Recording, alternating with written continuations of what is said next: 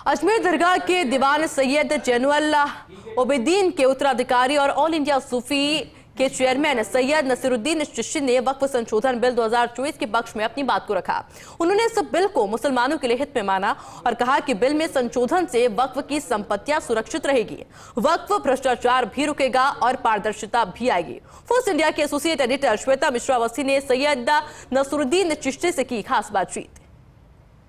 वक्फ संशोधन bill pass हो चुका है लोकसभा से भी और राज्यसभा से भी, लेकिन इसे लेकर विरोध भी किया जा रहा है, इसे गलत बताया जा रहा है और कई तरह की बातें भी कही जा रही है। इसी पर बातचीत के लिए हमारे साथ बेहद खास मेहमान है। हमारे साथ सैयद नसीरुद्दीन चिश्ती जी, जो कि उत्तराधिकारी हैं सज्जादा नशीन अजमेर दरगाह से।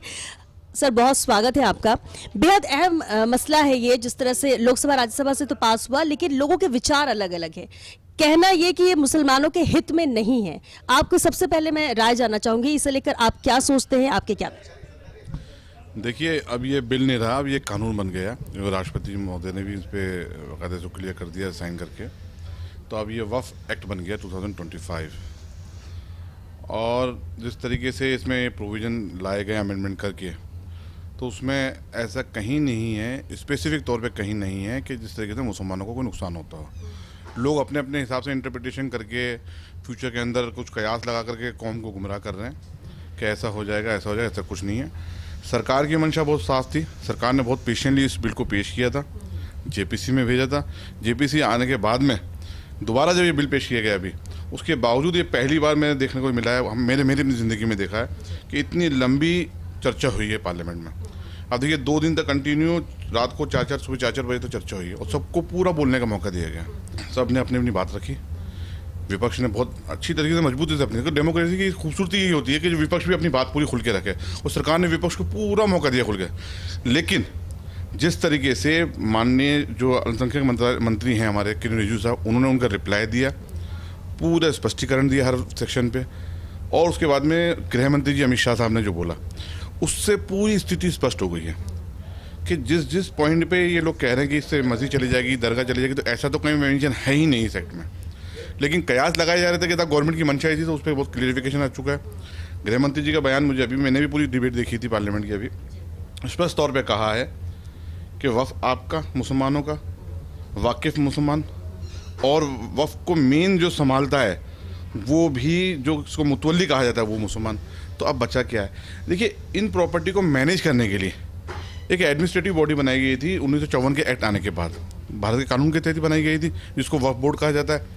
1960-65 के अंदर सेंट्रल वक्फ काउंसिल आया, तो उसमें तो शुरू से ही एक इसको एडमिनिस्ट्रेट करने के लिए कितना बड़ा मतलब इदारा है, इतना बड़ा इंस्टीट्यूशन है, इतनी प्रॉपर्टीज़ है, तो उसको प्रॉपर वे में कैसे एडमिनिस्ट्रेट किया जाए, आज तक नहीं हुआ।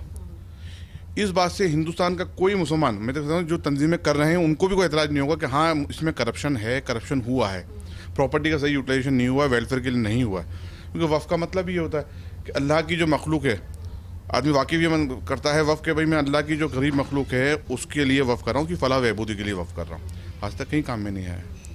तो जो गुमराह कर रहे हैं वो गलत कर रहे हैं। वफ़ एक्ट में, मौजूदा वफ़ एक्ट में कहीं पर भी नहीं है। सबसे अच्छी बात, देखिए, नीतीश कुमार साहब और चंद्रबाबू नायडू साहब ने इसको सपोर्ट किया। वो तो मुसलमानों के हित में खुल के सोचते हैं। क्यों? क्योंकि वफ़ बाय यूज़र वाला जो पॉइंट मेन उठाया जा रहा था, उसमें उन्होंने स्पष्ट तौर पे कह दिया कि इस एक्ट जिस दिन ये लागू हो रहा है, इस कानून, उस दिन तक जितनी प्रॉपर्टी रजिस्टर्ड हो चुकी हो, चाहे वफ़ बाय यूज़र से ही हुई हो, उसमें किसी किस्म से मुदाखलत नहीं होगी, उनके कैरेक्टर में किसी प्रकार से कोई चेंजेस नहीं होगा। और ये एक सेट लॉ होता है कि जो प्रॉपर्टी एक्ट आता है, कोई कानून आता है, तो उस कानून के आने के समय यदि कोई बात न्यायालय में लंबित है या किसी का विवाद चल रहा है, तो वो फिर वो फाइनल एडजुडिकेशन होती है लॉ, तो वो कोर्ट के तहत किया जाएगा। तो वो इसमें लिखा है। अब जो सरकार पे एक इल्ज़ाम लगा रहे हैं, मुसलमानों को ये भी समझने की ज़रूरत है कि सरकार अपने घर लेके जाएगी सारी प्रॉपर्टी। आज बीजेपी की सरकार हो सकता है, कल कांग्रेस की सरकार आ जाए, तो हुकूमत के पास वो प्रॉपर्टी जाएगी जिसका डिस्प्यूट इस हुकूमत से पहले से चल रहा है। 2014 में मोदी सरकार आई, 2014 से लेकर 2025 तक कितनी प्रॉपर्टी पे इस गवर्नमेंट ने क्लेम करा? क्या तो इसका डेटा सामने आना चाहिए। ये इन पे इल्ज़ाम लगाने का हुकूमत लूटना चाह रही है। मेरा, जहाँ तक मैंने मेरी मालूमात करी है, तो मुझे लगा कि ज़्यादातर प्रॉपर्टी जितनी जो डिस्प्यूटेड है गवर्नमेंट के साथ, वो 2014 से पहले के डेटा है सारा। तो पुरानी गवर्नमेंट से उन्होंने क्लेम करा इन प्रॉपर्टी पे, तो अब इस पर्टिकुलर गवर्नमेंट पे हुकूमत पे इल्ज़ाम लगाना ये गलत है। अच्छा, आप क्या मानते हैं, जो विरोध कर रहे हैं वो सिर्फ विरोध के लिए विरोध कर रहे हैं, अपने फायदे के लिए कर रहे हैं, वोट बैंक के लिए कर रहे हैं, क्यों कर रहे हैं? जैसे कि आपने कहा भी कि अभी इस टाइमलाइन में इतने मामले कोई ऐसे आए नहीं हैं, ये सब पुराने मामले कई हैं, तो पुरानी सरकार भी इसकी गिरफ्त में आनी चाहिए, लेकिन विरोध हो रहा है मौजूदा सरकार को लेकर, सवाल उन पर उठ रहे हैं। सबसे बड़ी वजह क्या मानते हैं, क्या सिर्फ अपने फायदे? वजह बिल्कुल सेल्फ इंटरेस्ट है उनका, जो लोग कर रहे हैं, गुमराह कर रहे हैं। और सबसे ज़्यादा देखिए, इसको पॉलिटिकल रंग दे दिया गया, और अभी हम जो देख रहे हैं वो पॉलिटिकल विरोध हो रहा है। मैं तो मुसलमानों से आपके चैनल के माध्यम से अपील करना चाहूँगा, आप अच्छे वकीलों से या जो पढ़े लिखे लोग हैं अपने आपके एरिया में, उनसे अच्छी राय लें, एक्ट पढ़ाएं। इसमें ऐसा कुछ भी नहीं है। देखिए, सरकार जब डेमोक्रेसी में जब सरकार बनती है तो उसका विरोध होता है, और सबको विरोध करने का अधिकार है। मैं किसी के खिलाफ भी नहीं हूँ, डेमोक्रेटिक तरीके से कोई अपना काम करे तो करे। जैसे अब ये न्यायालय में गए, सुप्रीम कोर्ट में गए, अब सुप्रीम कोर्ट इसकी वैधानिकता तय करेगी, सुप्रीम कोर्ट की पावर है। तो अब सुप्रीम कोर्ट इसकी वैधानिकता तय करेगी, ये जो कह रहे कि नहीं साहब ये गैर कानूनी है, तो सुप्रीम कोर्ट तय कर देगा है या नहीं है। लेकिन कौम को ये तो गुमराह ना किया जाए कि आपकी संपत्ति लूट जाएगी, आपके इदारे लूट जाएंगे। नहीं, ना तो एक भी दरगाह जाएगी, ना ही खानकाएँ जाएंगी, ना ही इमामबाड़े जाएंगे, ना ही कब्रस्तान जाएंगे। अब जिनके डिस्प्यूट ऑलरेडी पेंडिंग है कोर्ट में, तो उन पे तो फाइनल जजमेंट कोर्ट से ही आना है, न्यायपालिका उसको तय करेगी। लेकिन इस एक्ट के तहत ऐसा कोई प्रोविजन नहीं इसमें। गवर्नमेंट ने स्पष्ट तौर पे कह दिया कि ये एक्ट आ रहा है जिस तारीख को, उस तारीख तक जितनी प्रॉपर्टी रजिस्टर्ड हो चुकी है वक्फ बाय यूज़र की भी, उसमें किसी किस्म से मुदाखलत नहीं होगी। तो इसको अब इशू नहीं बनाना चाहिए। मेरा मानना ये कि मुसलमानों के हित में पहली बार मैंने अपनी ज़िंदगी में, जब से मैंने होश संभाला है, मैंने पार्लियामेंट में चर्चा देखी है मुसलमानों के लिए इतनी गंभीरता से कि एक सरकार खुल करके जिसको एक नैरेटिव बना रखा है वो मुस्लिम विरोधी है, वो सरकार के तमाम मंत्रियों ने एक ही बात रखी है कि मुसलमानों का अपलिफ्टमेंट कैसे हो, गरीब मुसलमानों को आगे कैसे बढ़ाया जाए, हॉस्पिटल कॉलेजेस कैसे कायम किए जाए, उनकी एजुकेशन के लिए कैसे काम किया जाए, जो पूरा लोअर तबके का मुसलमान है उसको अपलिफ्टमेंट करके ऊपर कैसे लाया जाए। ये सबने देखा है, दुनिया के सामने लाइव चला चैनल पर। तो मैं समझता हूँ पहली बार मैंने अपनी ज़िंदगी पहली बार देखा कि एक सरकार इतनी गंभीरता से मुसलमानों के बारे में सोच रही है।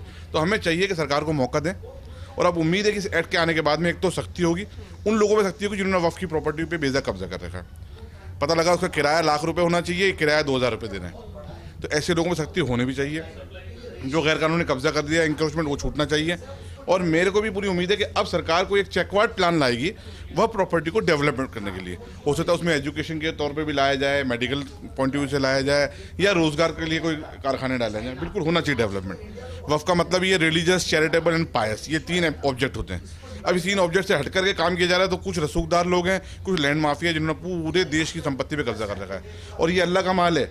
अगर मैं आज गलत करूँगा, कौम को गुमराह करूँगा, तो मेरे को भी भुगतना पड़ेगा। अगर कोई और गुमराह करेगा अल्लाह के माल के बारे में, तो उसको भी भुगतना पड़ेगा। याद रखना, अल्लाह के घर में बख्शिश नहीं है, अल्लाह का माल खाने वाले की। एक आखिरी सवाल आपसे रहेगा, सब जो बरगला रहे हैं या अफवाह ये कि मुसलमानों का इसमें नुकसान ही नुकसान है, गरीब मुसलमान की सिर्फ बात की जा रही है, बहुत सारी खामियां बताई जा रही हैं, जबकि इसको क्लैरिफाई किया गया है संसद के अंदर भी कि नहीं, ऐसा कुछ नहीं होने वाला।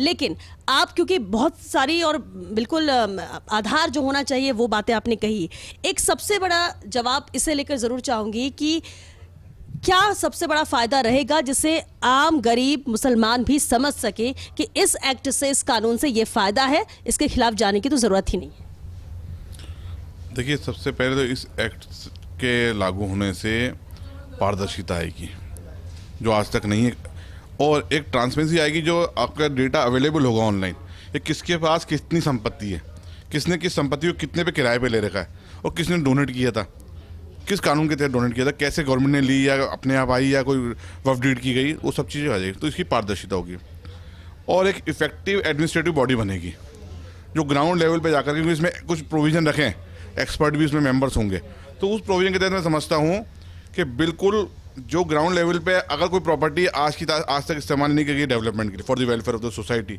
उस प्रॉपर्टी पे 100% मैं पूरा यकीन के साथ कह रहा हूँ इस बात को कि उन पे डेवलपमेंट प्लान बनेंगे, और उनके तहत बाकायदा मुसलमानों को सीधे तौर पे फ़ायदा पहुँचाया जाएगा।